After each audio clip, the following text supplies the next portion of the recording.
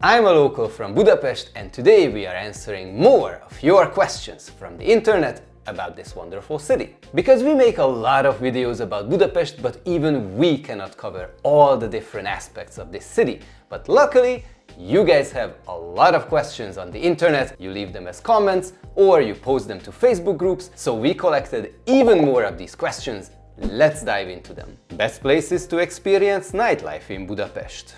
If you look at a map of Budapest, right in the center, in the heart, on the Pest side, you will see Deák Ferenc tér. This is a public transport hub. A lot of the subways, trams and buses meet here, and this is where the nightlife of Budapest really happens. There are lots of bars and restaurants, and you'll also find the famous Jewish quarter, which is full of the really popular ruin bars. So if you want to go for nightlife experiences, perhaps try there. However, a personal recommendation, maybe it's not nightlife with all the buzz and a lot of people and drinking, but you should definitely go to the Danube Promenade and look at the wonderful buildings as they are lit up during the evening. Look at the castle, look at the parliament, take a stroll along the banks of the Danube River. You will absolutely love that. Or go up to the castle. Really popular during the day, but during the evening it's less frequented. And a tip, this time during the evening you can go up to the Fisherman's Bastion for free. And the views are even better. Can someone explain this recup plastic cup charge revolution? We keep receiving tokens. We see some people receive glass and others get plastic cups. If you go out to bars in Budapest, chances are you'll get your drink in plastic cups. Now for these cups, you actually have to pay some money. But if you take the cups back, you don't get your money back, you get tokens.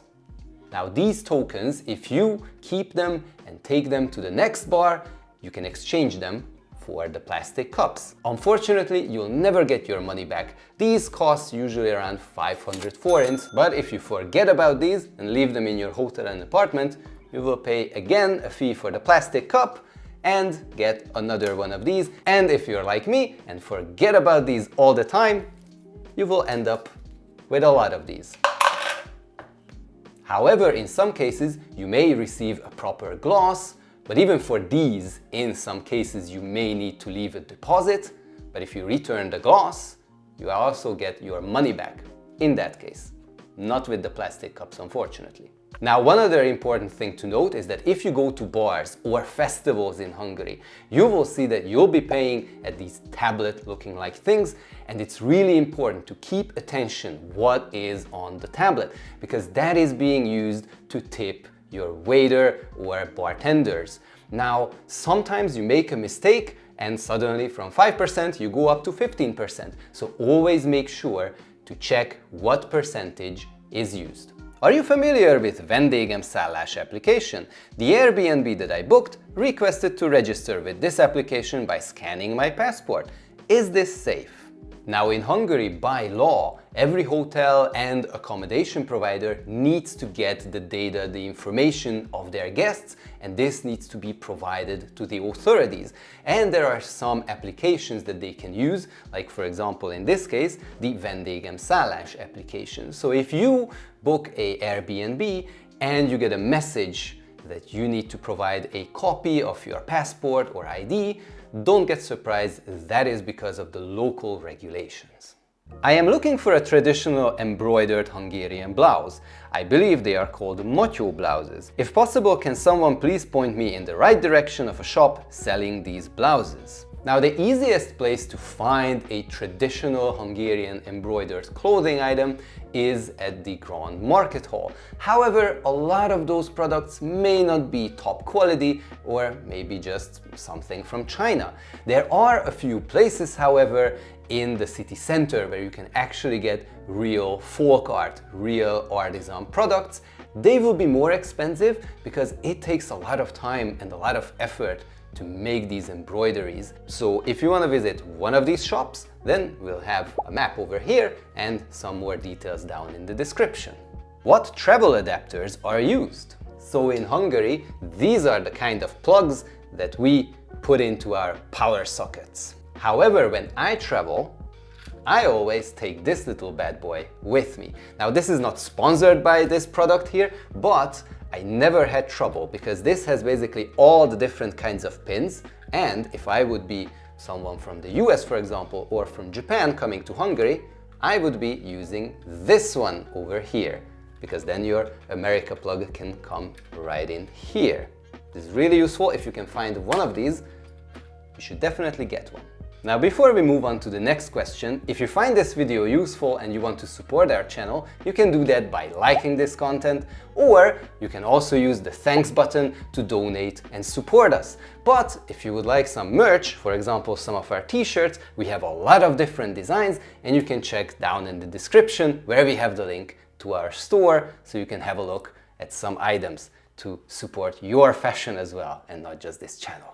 We arrived late in the evening at 11 p.m. and my grandfather reminded me that grocery stores are closed on May the 1st. Does anyone know if 24-hour grocery stores are open on May the 1st? In Hungary, when there's a public holiday, the restaurants and cafes will most likely be open. However, when it comes to grocery stores or convenience stores, or any other shop basically, those will be closed off. A few small ones may be open, some which are operated by their owners, for example, but the larger ones will definitely be closed.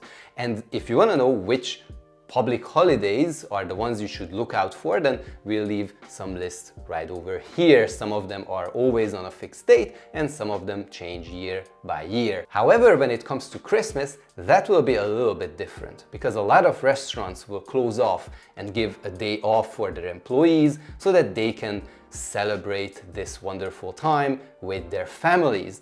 There will be some that are open, and you can find their schedules on their websites when you come to Budapest.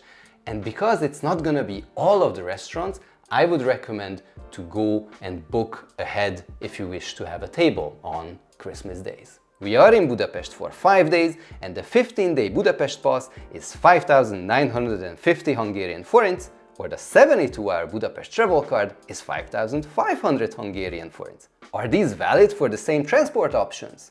Now, the thing is that both of these passes are valid for the exact same public transport vehicles. The only difference is that the 15-day pass is probably a glitch. No one really knows how come we have this pass that is only about 500 forints more expensive than the 72-hour ones. And if you go to BKK's website, you will actually only find this 15-day pass if you scroll all the way down on their page listing all the different tickets and passes. Maybe BKK also thought that, this is a problem. But jokes aside, the 72-hour pass is mainly aimed at tourists and the 15-day pass is mainly aimed at commuters. However, anyone can buy them. So if you come here for 4 days, it's actually better to buy the 15-day pass versus the 72-hour pass. Staying with some travel-related questions, when is the Budapest card validated? Since I received the card or since I paid? Do I have to validate Budapest card every time I get on the bus, tram or metro? Now, when it comes to the Budapest card or any other pass like the 72-hour pass or the 15-day pass, these are valid from the time you set up at the time of your purchase. In terms of the Budapest card, which has 24-hour, 48-hour, 72-hour versions, or the Budapest travel passes, which have the same lengths, you can also set the exact hour when they are valid from. And when it comes to monthly passes or the 15-day pass, these are valid from basically midnight of the day when you set until their expiring day, the midnight of that day. So if you go out partying at the last day when it's valid, make sure to get home before midnight.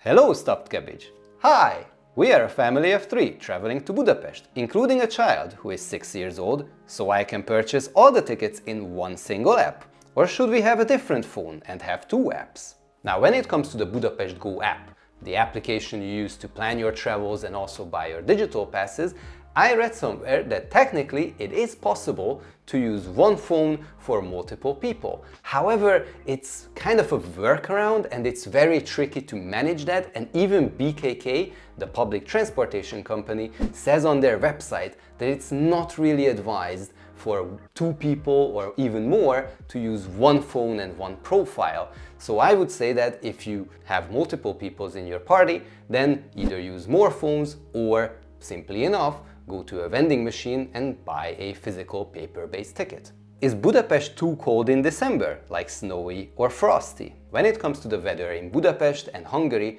generally winters are cold.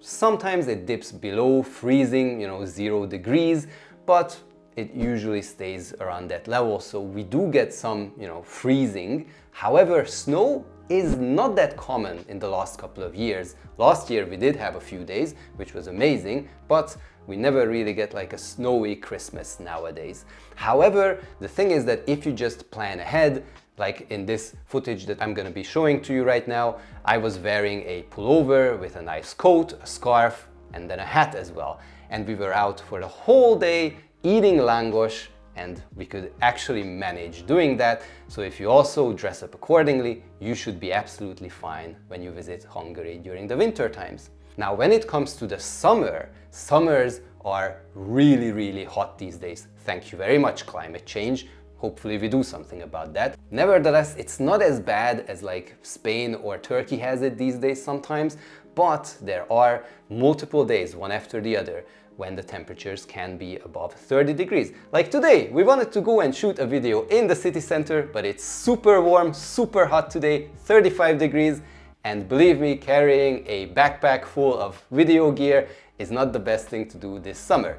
Hopefully, we can do that next week.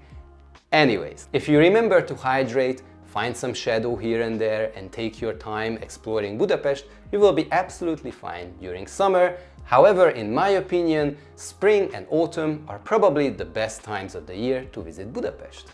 By the way, if you have questions like, is euro accepted in Hungary, or what kind of taxi companies are here, how do you get from the airport to the city center, we have actually answered a lot of these kind of questions in another video, and we will leave a link right over there and also down in the description. Maybe check that out after this one.